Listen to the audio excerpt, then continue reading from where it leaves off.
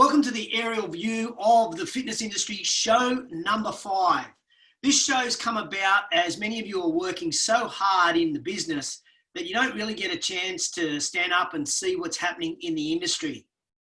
So I'm going after the world's leaders in our industry who are across multiple industry sectors and multiple countries to give you a truly aerial view of the industry. And what you'll love about this series is that I chew the thin with an international legend in a raw, authentic interview. There is no editing, and I've got no idea where our guest is going to take us. And I reckon today we could go anywhere.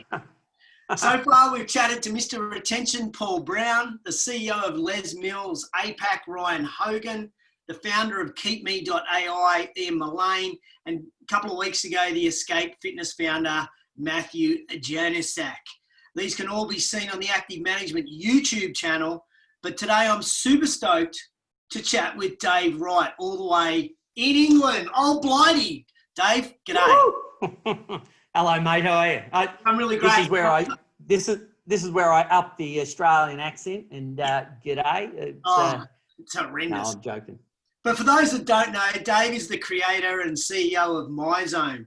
And if you've been living under a rock and you have no idea what Myzone is, then let me tell you, it is a physical activity heart rate monitor and system used to monitor, motivate through evidence and increase your exercise adherence, especially when you're a Hall of Famer. No names mentioned.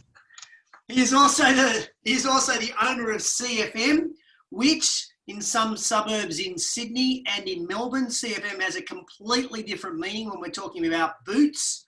But in this instance, we're talking about creative fitness marketing, which since 1996, Dave, people wouldn't even know you're that old. You've been helping members.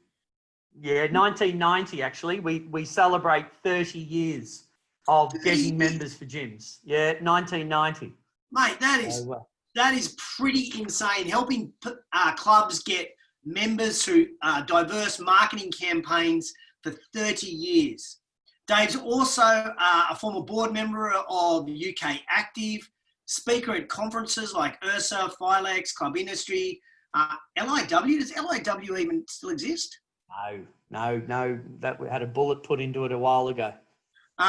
You're the founder of the Independent Operators Unite, so I'm guessing that's a UK-based organisation. And, of course, you write for many different publications. But while digging through the archives and Googling Dave Wright... Right, go on. I don't... Hey, it was through university. I needed the money. And let's just say my university days were a blur down in Victoria University in Footscray. No, it wasn't actually going to be about university. It was actually that most people don't even know, but you're actually a gym owner as well. Yes. So you're a man that wears many different hats and perfect for an aerial view of our industry. Welcome, Dave. This is going to be an awesome chat. I know it will. And I'm sure everyone watching has heard of Myzone. They may even have heard of CFM. They may even have used CFM at some stage, but not knowing you're a gym owner, tell us about the gyms that you actually own. Yeah. So, hey, thanks for having me, JT. It's quite refreshing just to be able to have a fireside chat with someone like yourself. Look, I've got gyms in the UK, Feel Good Fitness, and also Voyage Fitnesses in Australia. So mainly in Gippsland, Victoria, and also got one in Warwick, in Queensland, with some partners there. So with CFM, with Creative Fitness Marketing, we have our guys that are actually out in the road that literally go to gym and promote, which is what my wife and I did for years before we ended up building the company. It's what Emmett and Laura did as well. Hang on, you picking your nose, or have you got a question? No. I'm just trying to work out who's the better marketer, your wife and Laura, or you and Emmett? No, my wife wins every time. Oh, and Laura wins every time. There's no because this is being recorded. Well, it's been she will never go on the channel such as she just phases out when it comes to that. But no, in all fairness, we're both fortunate to have partners that will tell us what it's like in between our eyes but yeah, no, look, we travel together and traveled Australia and the UK, working at various different gyms, and now with CFM. We have a lot of people that sort of like sometimes settle down because they don't want to travel. And so subsequently they make perfect business partners as sweat equity to go in and manage gyms and all that. So but it's great. I mean, it's a great, weirdly, it's the similar avenue that Chuck and Dave used to, that went down with from Anytime Fitness. So they used to have Minnesota Health. And then they started buying gyms. We joke every time I catch up with them is the fact that they can't believe CFM's still going. I just say that they just promotion with them, didn't you? Well, no, sorry, we were competitors. We were competitors. Yes. We were competitors. So Chuck and Dave had Minnesota Health, and we had Creative Fitness Marketing. So we do joke in the fact that they can't believe we've still got CFM going, and I take the piss out of them because they weren't good enough to compete. So they opened the largest franchise in the world. So I don't know who wins out of this one. But yeah, no, but from the gym perspective, it's very important for us because, well, certainly important for me because, I literally, it's not one of those, definition of a consultant is they've screwed up their own business, I'll come and screw up yours. It's effectively, we've had the gyms so that we understand what it's like being able to help other people in the same ways with your club as well, mate. Your invaluable experience of running gyms, of knowing what that's like, just shows that extra piece of empathy. Look, and so going through these times, when I talk about the various things, it's through the lens of an operator and also a customer, and not just a vendor or a supplier. So it's and that's what's helped build and shape Myzone, CFM, the gyms and the likes. I've said for many years is that if you pinch one person's idea, it's called plagiarism. But when you pinch everyone's idea, it's called research. So my gyms are built on research, shall we say. I love the research. Do you use the gyms as like a lab for CFM or a lab for Myzone where you try stuff out and go, oh, that worked, that really resonated with our members, let's work out how we can put that into the product? Yeah, well, look,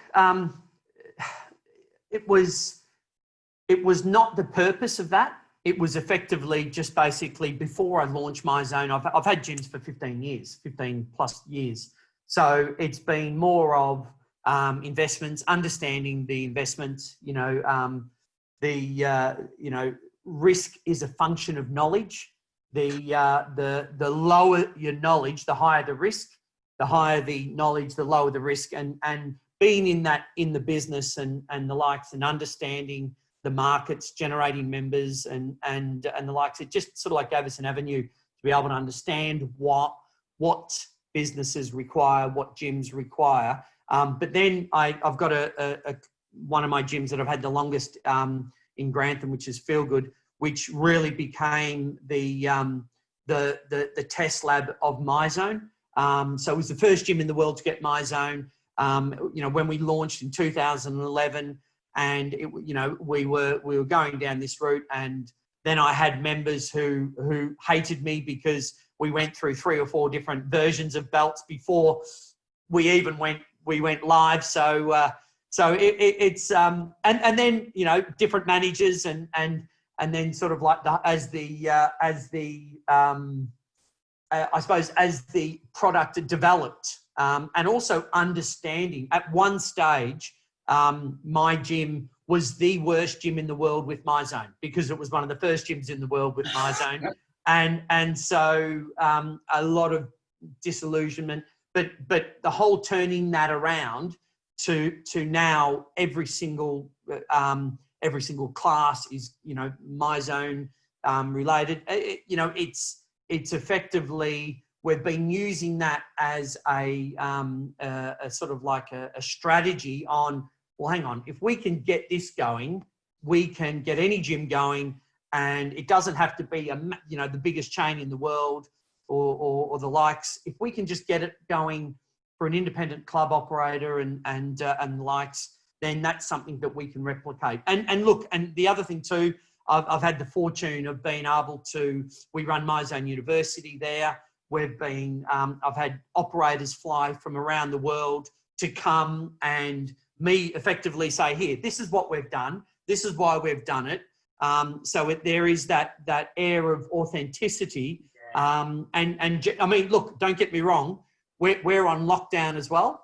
And it's kicking us in the nuts. So but we've both in the UK, but then also in Australia, is being able to sort of like deal with the different ways that customers are responding to COVID and the likes. And that's the thing, we had that before we had the lockdown.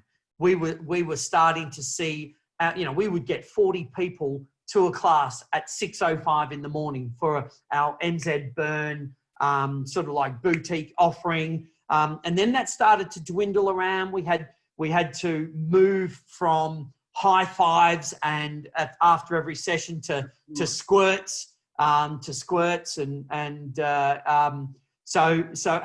then some people were like, we're going to take this, full on, and we are part, we're not the problem, we're the healthy ones, we're safe. But we did see the attendance start to fail away, and people have different perception of that. My wife wouldn't train in the morning. She was like, oh no, I don't want to train there at the moment. I don't want to catch anything. She has a different risk profile to me. You would have eaten your bacon and eggs off the barbells. You weren't worried, were you? No, absolutely. Honestly. Yeah, honestly. And respectfully, that there are a lot of people that have been touched from COVID or they've lost someone, but people have their different perception on health and the likes. And I growing up in Australia when I was I think I was 21, I cut myself severely on the skegget of a. You just looked at your time then. But you just looked at your bloody watch. Because I'm like, you haven't taken a breath. I've got another question. No, I want to know what you did when you were 21. When I was 21, I landed on the skeg of a surfboard and literally cut through my latissimus dorsi, teres major, teres minor. I had 38 internal stitches, 44 external stitches. I couldn't play Aussie rules for like 8 weeks, and through university, I used to get paid to play, so that was my beer money. And the bottom line is then I went through this phase of being worried about hearing all these stories of being hurt in the fin of the surfboard and all this. Then the next time I went out, I was like, oh, hang on, that board's coming this way, and it changed the whole experience and how I dealt with that situation. So I do respect that there are some people that just are responding to COVID by basically saying, look, don't want to do anything, don't want to go out, sadly that's going to be indicative and reflective on how the industry responds. Now, obviously, owning clubs, and you used the word earlier, you're able to empathise with many of the Myzone owners out there because you're a club owner as well. So has that made it, I don't know if that's the right word, but let's say easier to continue to sell Myzone to your clients or to service Myzone with your current clients? Having that empathy, has that made it easier for you? Well, look, I think the one thing that you would probably say about me is I speak my mind. I might be wrong.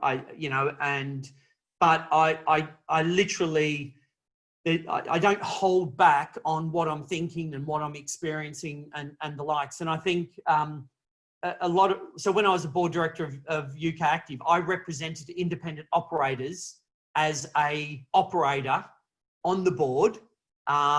So it was not as a supplier. Now I chair the Suppliers Council of UK Active, but so that's different. But from a operator perspective, I think the one thing is it's my money. It's not investor money.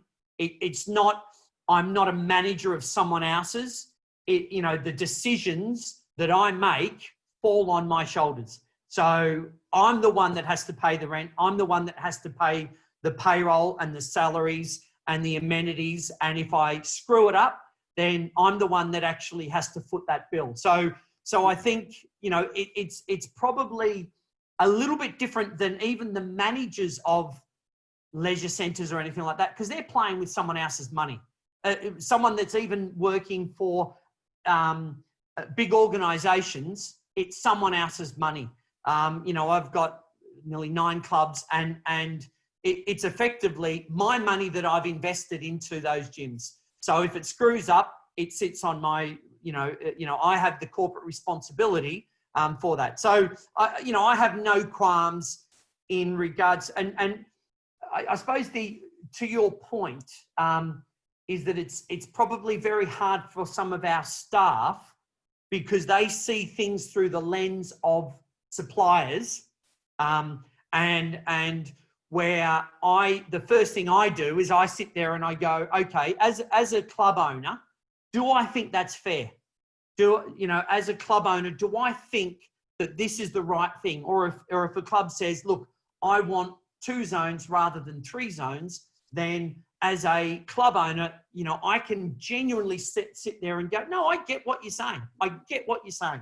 And that's the that's the thing. I have an argument right now with one of my landlords, who's like, oh, like everybody else does. Like everyone else does. And I've got some landlords that have literally said, look, we're going to stop the actual rent, until we get back up and running. And here's make sure insurance that we can cover you for your vacant things. I've got another particular landlord who's like, no, you need to pay the rent all the way through. And because we don't get any relief, and you've got to pay my service charge all the way through. And I've just gone, no, I'm not going to do that.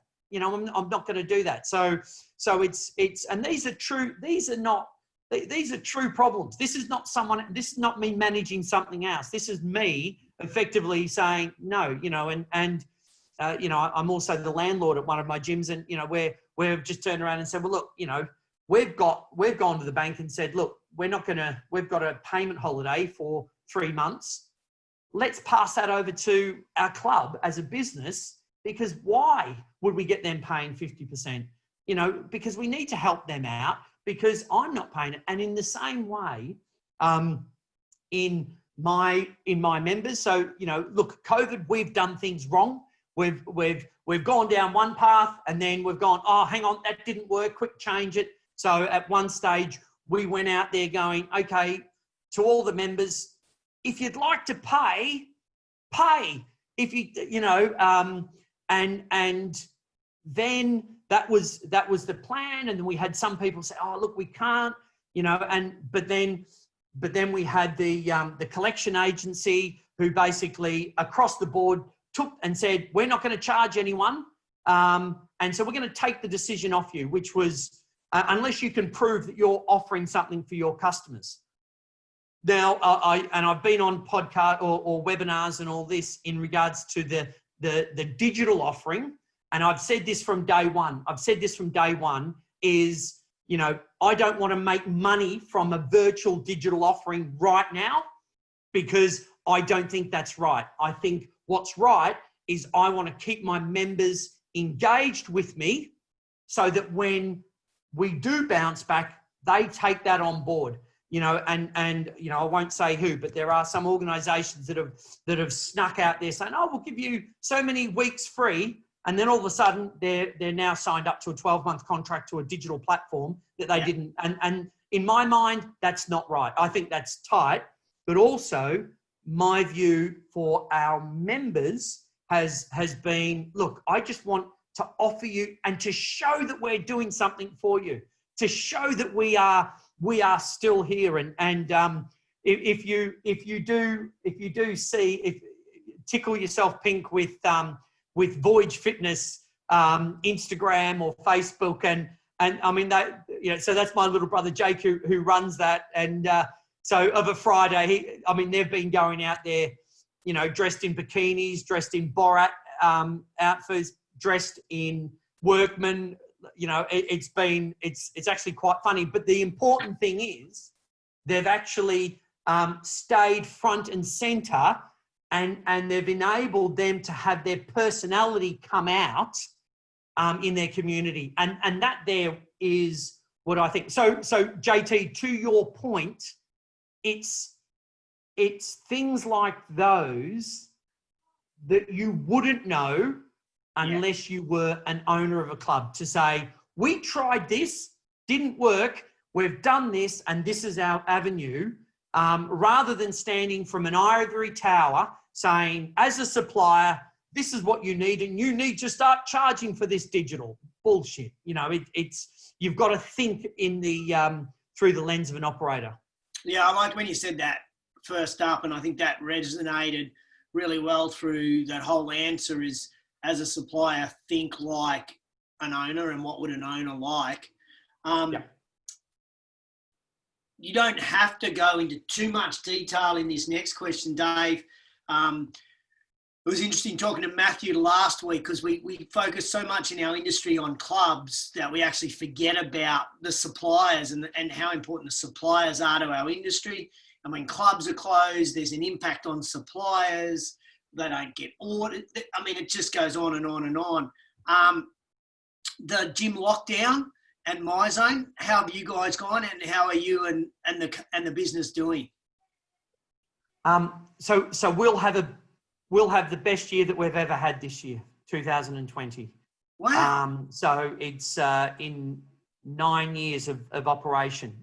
Now, it won't be as big as what we were anticipating, because there's the best part of 2 or 3 months where a lot of the big clubs didn't do their massive ordering. However, because we are a solution that customers can use at home with their smartphone, uploading to their smartphone, what we did notice straight away is, which was an interesting one, is there are a lot of people that didn't realise that you could upload direct to your smartphone. Because, and that might be weird for you or I, but there's a lot of, that what we found is that there are a lot of Myzone users out there that hey, they used it in their club, and they went in their club, and they trained 4 times a week in their club, and they walked in, they saw their tile on the board, and they got their data straight afterwards. Hey, happy days. But what we did find is that a lot of people went, oh, hey, how do you use this Myzone app thing? And it just, obviously it went bonkers. We were fortunate in the fact that you'll remember this, when we first launched in 2011, we had a different type of belt because Bluetooth wasn't a thing in the mobile phone, right? So up until 2016, so it's only 3.5 years ago, 4 years ago, that Bluetooth 4.3 was introduced into mobile phones, which means that you could connect to a device, not just headset. Right. So we were able to have that addition to our MZ3 at the right time. We had prior notice of it from our chip manufacturer, who was fortunate enough to give us the peak on that. But prior to that, everything worked the same. The distribution method worked quite similar, but you had to go into the club, but then you could go for a run outside. The device would store to memory, but when you came back, you uploaded. Now, if we had that model today, we wouldn't be in business today, because think about it, when there's lockdown, people couldn't go the gym was closed, so you couldn't go back to the gym and upload. So in a way, we've been fortunate in that respect. Now, what we've also got is we've also got a 3PL set up in Australia, New Zealand, the UK, Ireland, and America, where we pick, pack, and ship and send it direct to the customer's front door. Okay, which we've had those links, and that's been there for a while. So that served us really well. It's gone bonkers through that. And the drawback that we did have was Amazon, our stock sold out in 1 week. And then Amazon said only are restocking urgent items. And they for whatever reason, we were almost in the prime of when people were buying on Amazon. They couldn't get Myzone belts because we couldn't restock it. You could, which was bloody crazy. And I tell you that because, and it was not necessarily the fact that it was a non-necessary item, but they wanted to keep the free space for PPE and emergency products to restock. Toilet paper. Yep, and toilet paper. But because but then they subsequently did allow us to restock. But we've also had now that didn't service across Europe or Asia or the Middle East, but it's certainly in America, the UK, Ireland, and Australia, and all this. It just meant that our online orders just went bonkers all the way through. Now the gyms are all on furloughed, so all the staff are not going on. Creative fitness marketing is all on lockdown. So that, we had to stop our campaigns from the 17th of March, and we won't go back until September. But fortunately, the government has done the accommodated the actual the furlough scheme, supporting the staff and the like. Yeah. So it's not too bad. Australia, we've gone back in New Zealand for creative fitness marketing, and I believe on Monday we're going back in New South Wales and Victoria to get members for gyms. Clubs will always want members for gyms.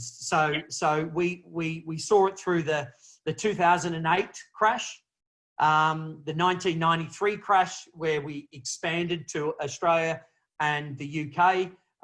Because the marketing's usually the first thing that goes, and then that's where we ramp up. So I've been affected in some parts of the business, and then with Myzone, I've never worked as hard as I have in the past 9 to 10 weeks, because we all know, as respectfully as this is, Zoom calls are bloody exhausting. They zap you and unless you get that, the ability to be able to sort of like do your emails like this and pretending you're on a Zoom call, and I'm terrible like that. But yeah, anyway, it's been quite funny. So, mate, and this is not meant to be a plug for Myzone. It's a great product and I love it. You've run a few challenges while COVID's been on.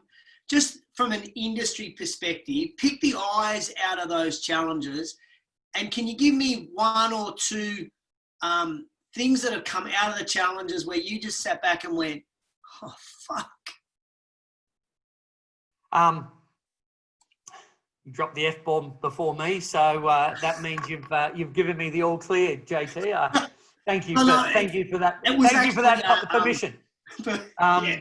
Like there must have been a couple of things where you looked at the data that came back from the maps that people got or the pictures that they put up, and you've just gone, didn't expect that.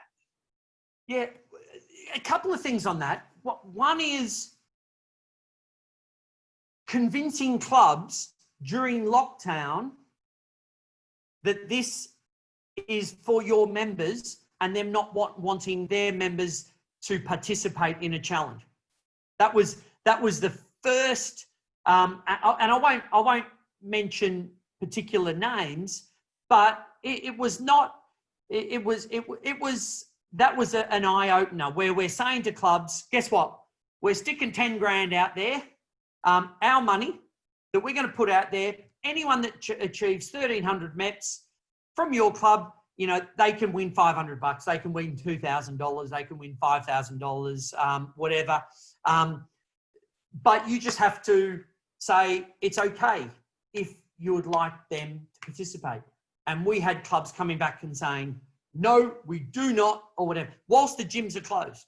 So that was a fascinating one for us, right? That's a lack of understanding of connecting and your brand to your people, isn't it? Do you know what? I think if I'm, you know, there's a great saying from A Bug's Life, which I used to have it as a sticker on my computer, which was the first rule of leadership: everything is your fault.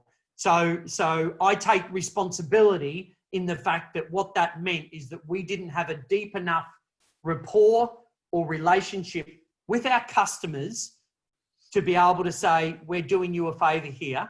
You know, we had a lot of clubs and we had a lot of staff and users turn around and say, thank you for this. This has been great. We really appreciate it. Thank you for this.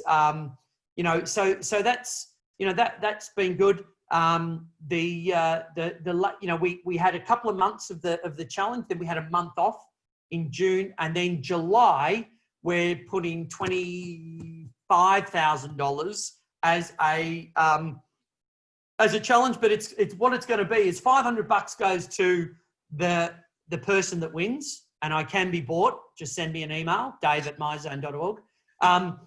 $500 goes to the user. $500 goes to the charity of their choice, and then $500 goes to the club that they are a member of in product. So that therefore the two stakeholders are that can win out of it, but then also a charity as well. So that they can, you know, so there's like 25 grand on thing, just to try and do different ways to help people, because we know as a club owner, again, you know, I know that there are so many spinning plates. I've got to make sure, okay, have I done my cleaning? Have I sorted the amenities? Oh, did I pause the payment on my lease equipment? The last thing I want to have to do is go, oh shit, I forgot to set up a challenge for my members. And where am I going to find $2,000 to do that? So that's why, from that perspective, we've just gone, do you know what? Let's help you. Let's help you because it goes from the club to the customers. So, you know, we've had clubs go, oh, you know, their members say to them, thank you for this challenge, thinking that it's from the club. And that's what we want out of it. Now, your first challenge, and I think this challenge is coming out in July, that they are both MEPS-based challenges, whereas the one in the middle was you had to post a photo with your workout. Why the change? Like, what's the psychology behind that that a club owner can take away? Like, why did you do the photo? Yeah, great question. They were still MEPS challenges, so you had to get the 1,300 MEPS. So you still had to hit the World Health Organization guidelines on physical activity for the month to qualify. I didn't care if you did 5,000 MEPS or you did 10 hours or 50 hours. You just had to go that basic hurdle. We want to move people in the status Hall of Famers. We want to move people in the status levels so that they stick to exercise. And that's the whole objective of that, is that if we can get people to form a habit, then they stay exercising for longer.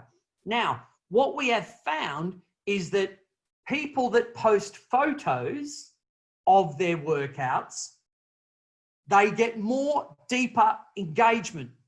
Okay. So when we say deeper engagement, they get more people that like and comment on their workouts. Just the same as if I see a workout from you, which is just pure yellow and it's not named or anything like that, I just go, good workout. But if you're running along Bondi, Manly Beach, and you've got a picture of Manly Beach that's vacant or packed or whatever, it gives me a bit more information to engage with you in the same way that if I walk up to someone on a treadmill as a personal trainer, the more information I have about you, the more I can deeply engage with you in a conversation. So if I don't know your name, it's very hard for me to come up and go, "G'day, big fella, how you going?" You know, but if I sit there and I go, you know, "Hey, you know, it's JT, you're training because you're, you know, trekking up Machu Picchu and your treadmill's on the incline and you're in the green zone or yellow zone," I can be sitting here going, "Hey, look, that's the great incline. And if you, your body will recover to that. And then if you can walk up that hill at that pace and your colors drop in effort level, your body's adapting to that. So then you'll be far more prepared for the Inca Trail." So the more details I have, the more I engage. And digitally, it's the same online in the fact that if you post photos or bike ride or anything like this of what you're doing, it just gives me more information as a coach, as a trainer, as a connection, just to say, "Hey, that was great." You know, I did 2 hours on the cross training this morning, watching 2 episodes of Succession, the HBO series Succession, which I watched that this morning. I was just like, "Yep," posted that photo there. I'll get people that will comment to say, "Oh, hey, like that, you know, I like that series." Do you know what I mean? And it's giving a reason to engage. And I think the more information you have about someone, the deeper your ability to engage with them. That's my view anyway. Yeah, no, I like that. So it brings me to my next question is, I mean, you're all over the wearable world, you have to be, and you're all in that digital space, you have to be. The example you just gave then is actually using digital to create an analog engagement, like a human-to-human engagement. Do you think we're at the point now in our industry where having technology is simply a non-negotiable for clubs? When you look at all the clubs around the world, that you've just got to have some sort of tech to enable that engagement. I think we've both been around here long enough to know those gyms, and there might be still some out there that you rock up and they have signs on the gym floor to say no mobile phones. Right. Yes. I mean, look, you know, this is, and it's only a few years ago where there, you know, some gyms say, "Oh no, we don't allow mobile phones. We want people to talk to each other." And the reality is that we need to meet customers where they are. That's what thing. And if they are in front of their screen, looking at their screen, we've got to engage with them through that. So, and that's where the tech element of that is pretty important. We also know is that not everyone, and this is one thing that I've been touting since launching Myzone, not everyone works solely within the gym every single time. Yeah. And so, you know, we might sit there and go, okay, if I sit there and say to you and say, okay, my statistics say that you need to swipe your card twice per week, so 8 times per month, or else you're going to cancel your membership. Now, imagine how that would work now. Where I run a report and go, hey, JT hasn't swiped his membership for the last 8 weeks. He's going to cancel.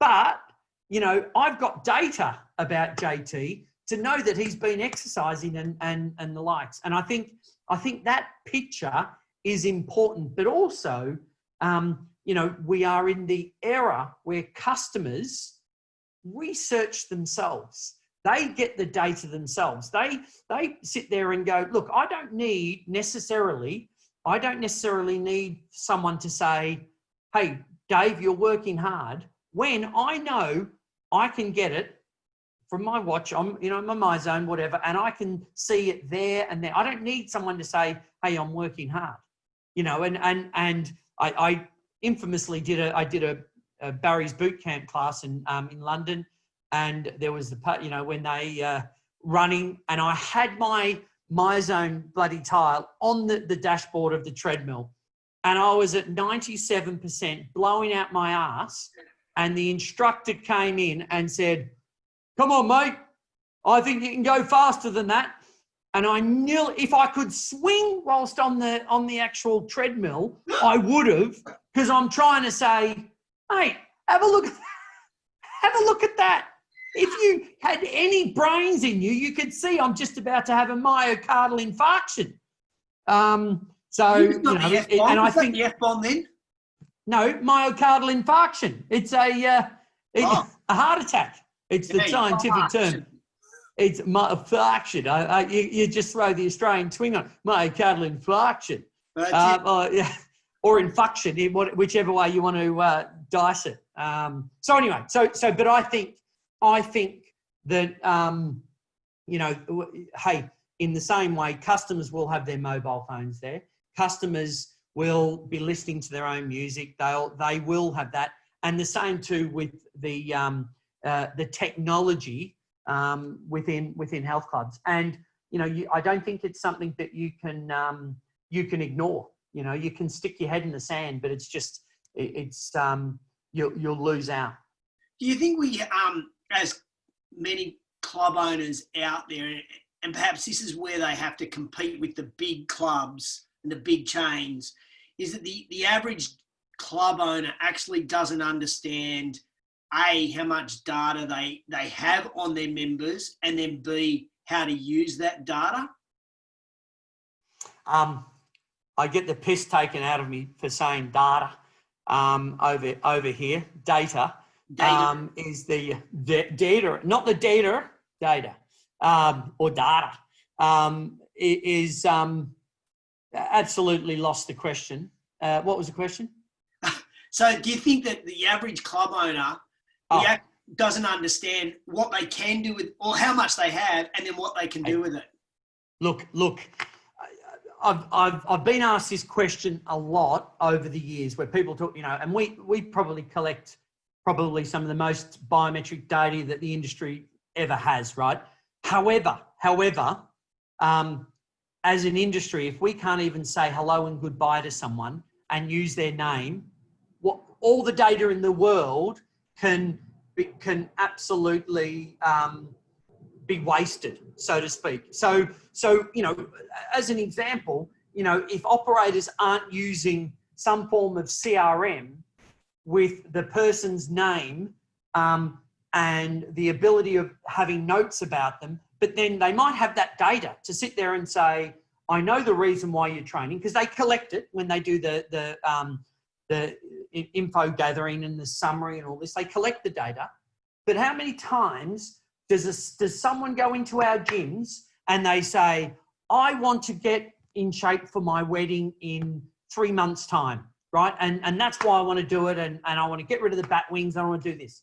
And they go, yep, this is the place for you. The salesperson signs them up, hands them over, and then the trainer rocks in and says, right, we're going to get you to do this, this, and this. And they've got no idea that the reason why they're trying to train. And that there, and look, we are not the only industry that struggles with that. We have the NHS in the UK, which if you've ever gone to a doctor and the NHS and the hospitals and all this, you literally spend the whole time repeating the information that's been scribbled down that you did last week, and then you'll do it next week.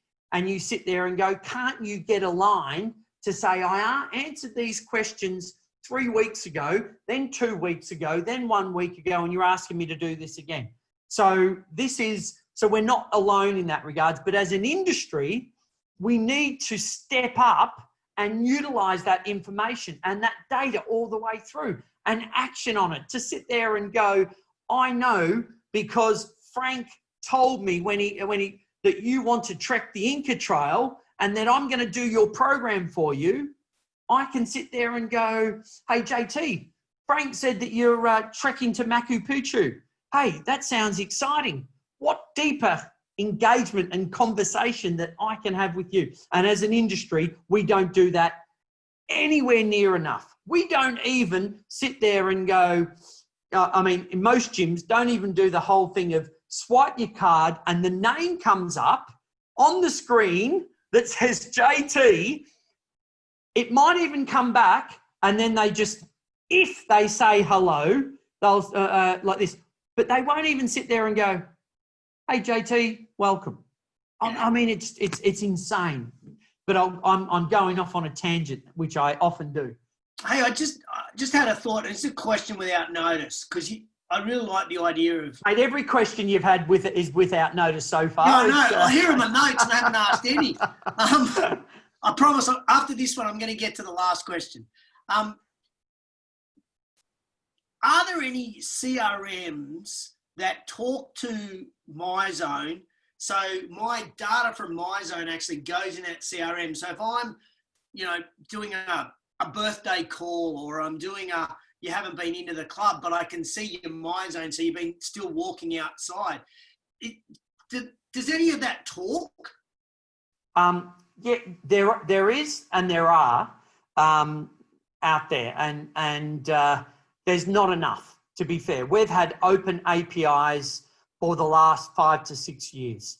And the information that we've had out there is, but a lot of these legacy technology companies are just tankers. They're just oil tankers, and they move so slow.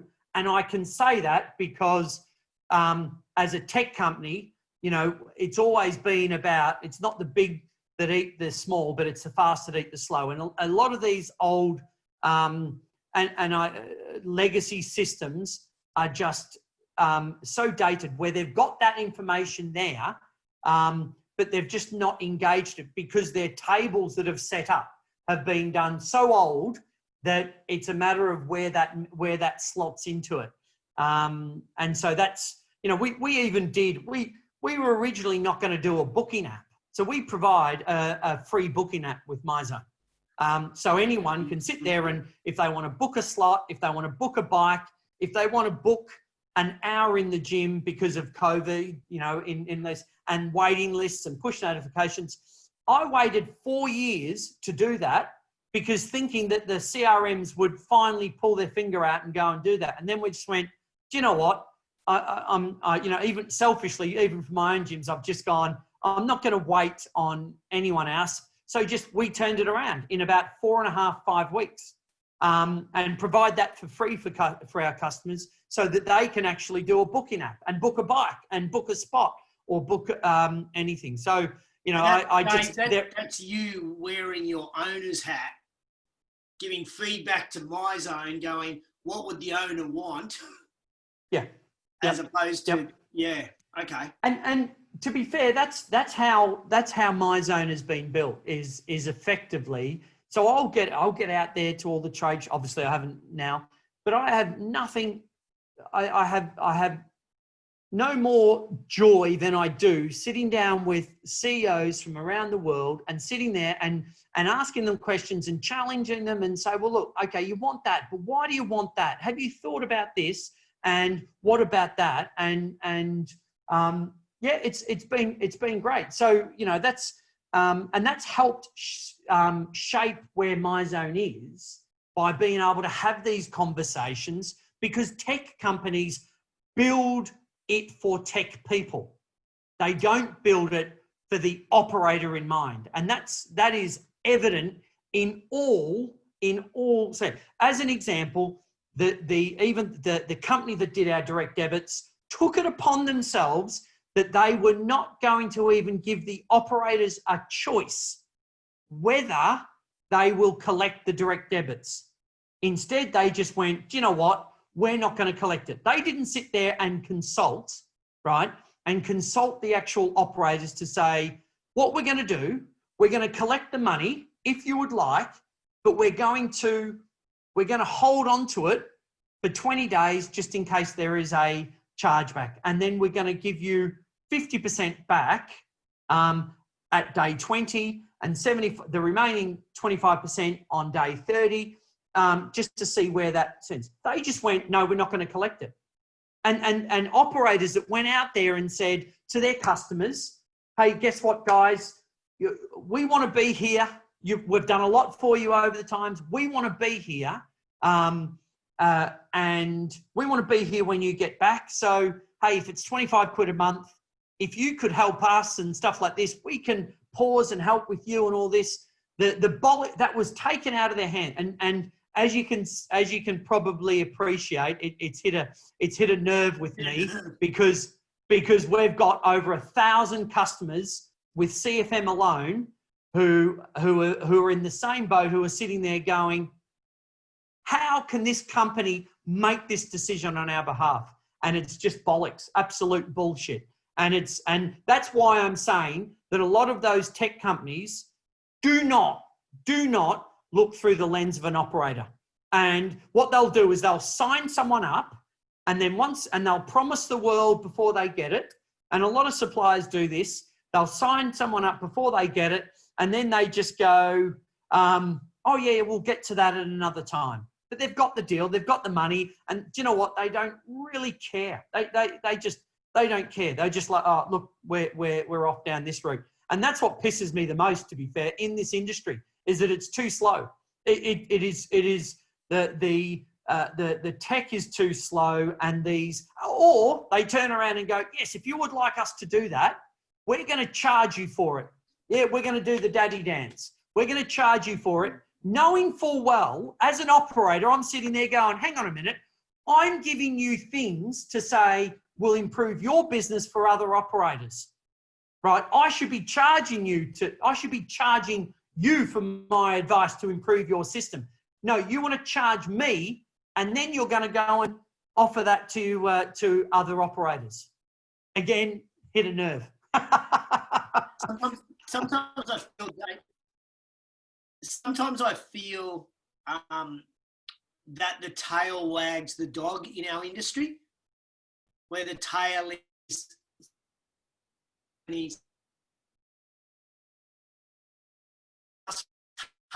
wags the dog. And if there's one thing that comes out of COVID and lockdown, is that I really hope owners come back more forthright in their decision making and stand up to some suppliers around what their needs really are, and push back and say, I need to get access to this. I need these. I need that. Get it right, because if this happens again, I need my business protected. So here's my last question.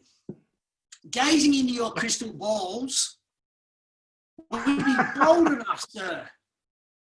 Would you be bold enough to make a prediction on what our industry looks like, and perhaps over what time that might happen? Like, looking forward, any bold prediction? Well, I think if we put a timeline of 12 months. So in the 12 months, we're gonna have a blended approach, both within the gym and online, and that blended approach will effectively be, I'm doing a live class, but there's also a camera at the back that is going to video that class, that's going to be streamed to those customers at home that are either members of the club or they're paying a subscription to the club from home. Okay. And so, I mean, look, we've already made that available with MZ Instruct, obviously, where you can actually do that and have your tiles at the board, no matter wherever you are around Australia at the one time. But that blended approach is going to be the first and foremost. Firstly, because, hey, look, in Australia, the Victoria gyms, we've gone from 20, we've retracked down to 10 in a class in the space of 1 week of opening, right? So all of a sudden we're thinking we've got 20 people in a class and we've got a waiting list, to now we're going to have to go down to 10 and a bigger waiting list, right? But that we're going to have that blended approach. I think the actual authenticity of your trainer from your gym delivering your class is going to add more credibility than the beach bodies and the Pelotons and other platforms, in my opinion. Because hey, that's Jake at the gym, and I know Jake because I see him down at Woolies shopping, and guess what? It's real. It's now. We're doing the class now. It's not a recorded. It is. I know them, and I think what we have learned through this time is the appetite for people to follow online, or to do Zoom, or to do Teams, or to do WebEx or GoToMeeting, whatever it is. There is an appetite of people going, do you know what? That actually was quite efficient for me. Mm-hmm. And I think the whole world of the operational efficiency will come into play. I think so. That's the second one, and then I think we will also see a lot of bankruptcies. Yeah, there's going to be some pain, sadly, we will see that, and that will kick out roughly about 3 to 6 months after we launch. Right now we are in a I don't know what type of a fake economy, because we're being propped up by the government, and we're not having to pay our rent, and our staff are, in the UK, our staff are on 80% salary, sitting at home in the lovely English sunshine, and they're being paid 80% to sit at home, right? And so right now, if the government turned around and said, no, we're not doing furlough anymore, there would be a lot more businesses that would just go, I'm not doing this. So when it relaunches, when it reopens, are you still there? Can you still hear me?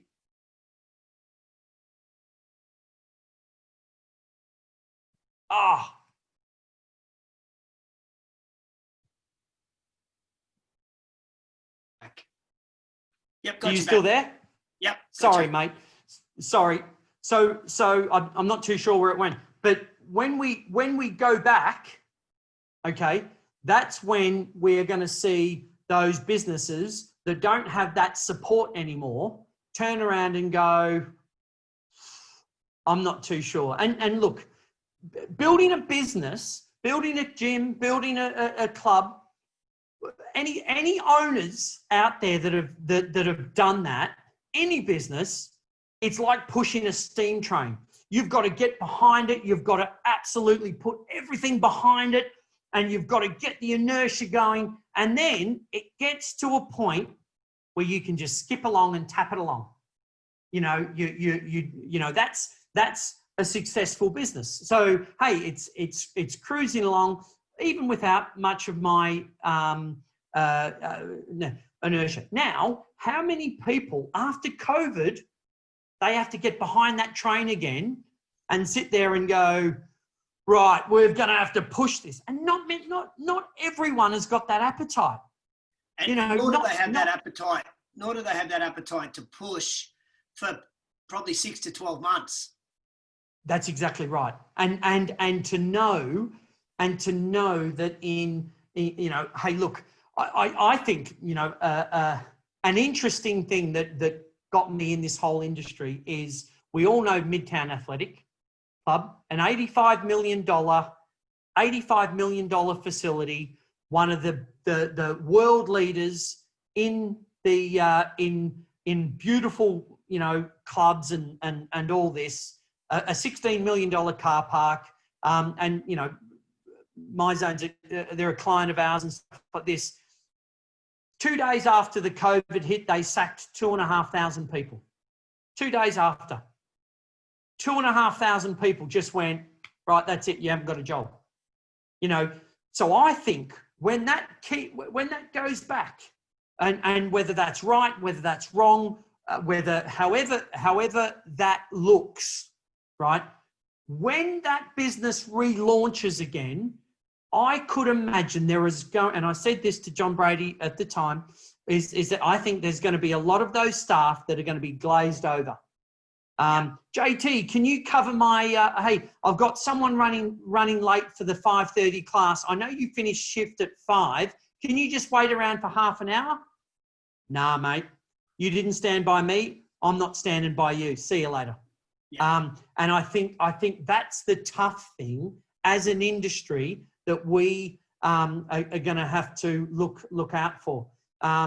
Where you look at someone like Victor Brick, who supported his staff all the way through and went, I mean, you know this as well as I do, when, you know, and I messaged him about that, sitting there going, look, hey, this is fantastic in regards to, you know, we are about our people.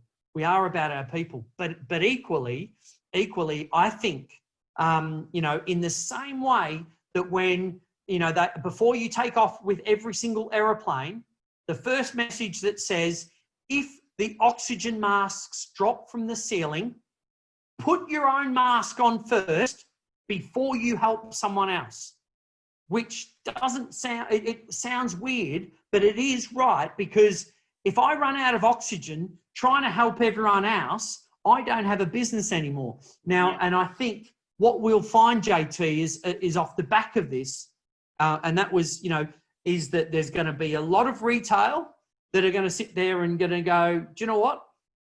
E-commerce has smashed me out the window.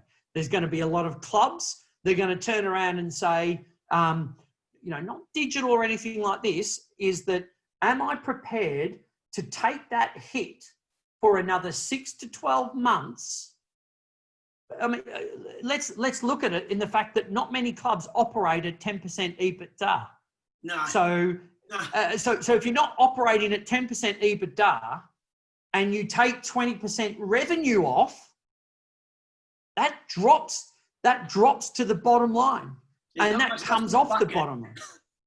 What's that? There's not much left in that bucket at all. And I think it's this, you know, a lot of gyms fail, and they say this, it's death by 1,000 cuts. You know, it's just stretched down. You get behind on your rent. You get behind on this, and this. What this is a massive car crash. And I think off the back end of this, a lot of those operators are going to be sitting there going, okay, you know, relaunching when we don't know what the customer, you know, I mean, you know, and I know Arizona, Texas, Florida have regressed. They've regressed. In Australia, there's been certain states, certain geographic locations where they've regressed. Beijing regressed. We've got Leicester in the UK. Last night was announced that it's not coming out of lockdown. Last night at 9:30, they've just gone. Matt Hancock's the health secretary, said, "Look, we're going to lock down Leicester." So, and that's, you know, that's a big, that is a big city in the UK, and we're going to lock that down because that's regressed. And I think, you know, a lot of the private equity companies out there that are valuing businesses are looking and they're building in strategies to sit there and go, building the strategies to basically say, okay, how have you gone through this? And what if this happens again? What's your defense mechanism if this happens again? And are you going to survive a second punch in the nose?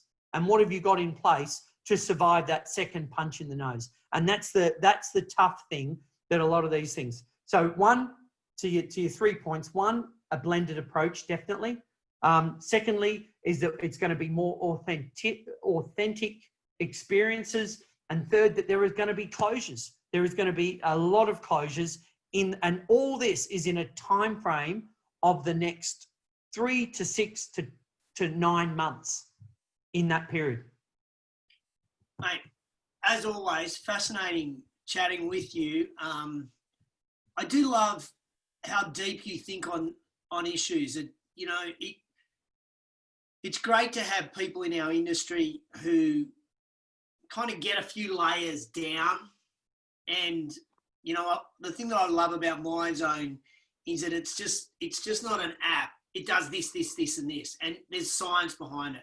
And the thinking you just shared there about the success of clubs and the energy and getting that flywheel going. It just, those layers.